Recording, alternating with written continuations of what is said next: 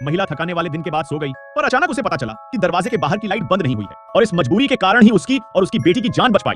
वह लाइट बंद करने के बाद जाने वाली थी, लेकिन मॉनिटर स्क्रीन का नजारा पाकर वह घबरा गई। महिला मौत से डर गई और खड़ी रही। वह अपनी बेटी के बारे में सोच सकती है जो अभी भी कमरे में सो रही थी। उसने अपनी लोकेशन छिपाने की बजाय सीधे अपनी बेटी के कमरे में चली आई। उसे जगाने के लिए उसके चेहरे पर उबलता पानी डालना सबसे ज्यादा जरूरी था। माँ ने जल्दी से बेटी को शांत रहने का इशारा किया और फिर उसे बाहर ले गई, लेकिन उस वक्त तो बहुत देर हो चुकी थी। लुटेरों ने उनके सामने सड़क रोक ली थी।